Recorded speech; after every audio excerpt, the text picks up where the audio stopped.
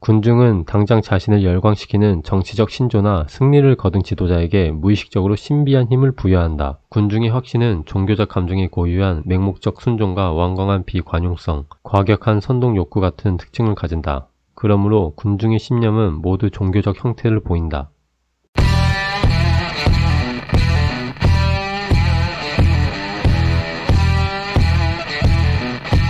자, 오늘의 영상 제목, 일본이 역사 왜곡을 한다고? 오늘은 이거에 대한 제 생각을 이야기해보고자 합니다. 자, 제가 가장 최근에 올린 영상, 일본이 우리에게 한 사과와 배상. 이 영상에도 아니나 다를까 반일 정신병 분들이 굉장히 악플을 많이 달았습니다. 처음에 저는 이 사람들도 정신병을 갖고 있긴 하나 뇌가 있으니 생각이란 건 할 수 있겠지, 이런 생각으로 대댓글을 많이 달았었는데 도저히 말이 통하지가 않습니다. 첫 댓글부터 욕이니 인신공격을 해대는데 거기에 대고 말이 통할 거라 생각했었던 제 생각이 짧았습니다. 아무튼 간에 이러한 상황에서 아주 흥미로운 글귀를 발견했습니다. 군중은 당장 자신을 열광시키는 정치적 신조나 승리를 거둔 지도자에게 무의식적으로 신비한 힘을 부여한다. 군중의 확신은 종교적 감정이 고유한 맹목적 순종과 완강한 비관용성, 과격한 선동 욕구 같은 특징을 가진다.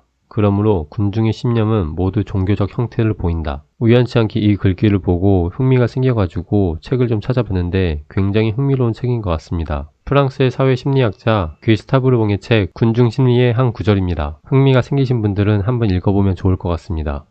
역사 왜곡 이야기하다가 책 이야기로 빠져버렸습니다. 자, 이 이야기를 하는데 앞서가지고 기본적으로 여러분들이 아셔야 되는 게 하나 있습니다. 역사는 하나이지만 역사를 보는 눈은 굉장히 많다. 어디 명언은 아니고 제가 지금 방금 지어낸 말입니다. 자, 그렇다고 하더라도 틀린 말은 아니라고 생각합니다. 역사란 것은 보는 사람의 생각, 관점, 지식, 그리고 상황, 이런 부수적인 요소로 인해서 한 가지의 역사적 사건에도 불구하고 그에 따른 해석이 달라질 수 있습니다. 그리고 그래야만 합니다. 그래야만 진실된 역사에 다가갈 수 있습니다.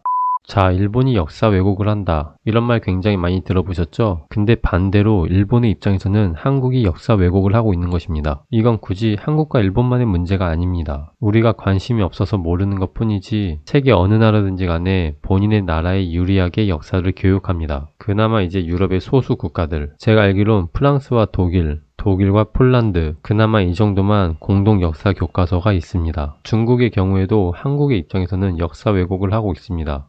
한국의 삼국시대, 고구려, 백제, 신라, 이것도 모두 중국의 역사 중 일부분이다. 일명 동북공정이라고 하는 중국의 역사 연구에 대해서 예전엔 한참 이슈가 되었다가 지금은 조용하죠? 일본의 역사 왜곡에는 존나게 시끄러우면서 중국의 역사 왜곡에는 왜 이렇게 조용할까? 그냥 니들이 존나 멍청하기 때문입니다. 일본이란 두 글자만 보면은 눈이 뒤집혀가지고 이성이 마비되고 생각이 멈춰가지고 주의가 보이지 않으니까. 중국만 그런가? 다른 나라도 다 똑같습니다. 필리핀, 태국부터 해가지고 대만, 미국, 중국, 러시아, 무슨 멕시코, 캐나다, 호주, 이쯤 되면 느끼는 게 없습니까? 그니까 솔직히 말하면은 한국은 본인 입맛에 안 맞으면은 다 역사 왜곡이라고 합니다. 제발 그 족같은 반일 정신병에서 깨어나십시오. 아니다, 계속 정신병 갖고 계십시오. 갖고 있는 휴대폰부터 부시고요.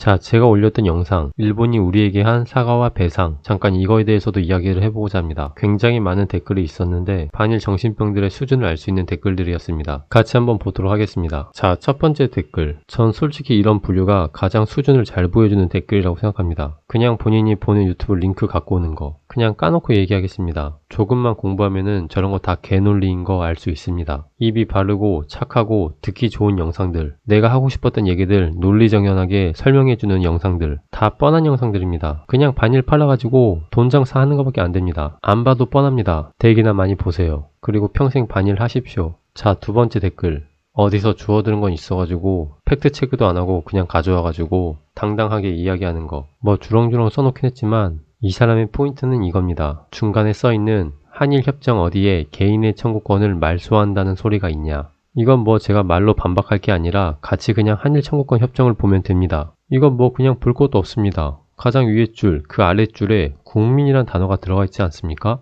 두 번째 줄, 그 국민 간의 청구권에 관한 문제가, 그리고 가장 아래 줄, 완전히 그리고 최종적으로 해결된 것이 된다는 것을 확인한다. 아니, 그냥 뇌가 얼마나 비어있으면은 그냥 저렇게 대놓고 쓰여있는데도 속는 겁니다. 아, 국민은 개인이 아니다, 그렇게 생각하는 사람이 있을까봐 그 국민에 대한 정의를 아래에 써놨습니다.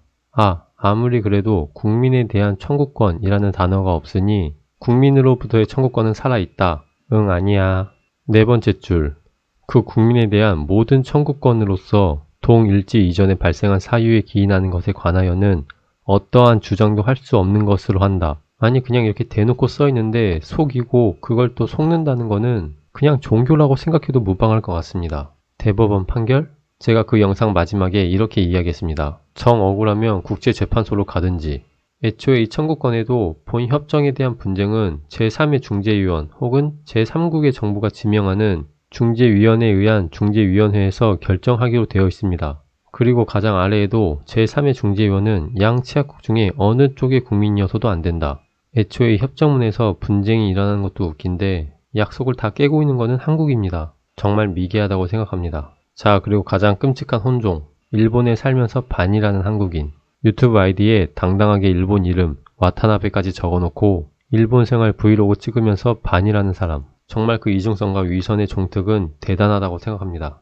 자, 마지막으로 제가 유튜브를 하는 데 있어서 많은 힘을 준 댓글. 정말 이분 덕분에 힘이 많이 났습니다. 이제 댓글로 말싸움하다가 뇌에 과부하가 오셨는지 얼떨결에 진심을 말한 것 같은데 위안부에 대해서 물었던 건 일본이 현재 위안부를 매춘이라고 인정을 하지 않아서입니다. 그러니까 이분의 불만은 일본에서 위안부를 매춘으로 인정을 하지 않기 때문에 지금 불만인 겁니다. 일본 정부는 하루빨리 이분의 불만을 풀어주시기 바랍니다. 자, 그럼 오늘 영상은 여기서 심하게 하겠습니다.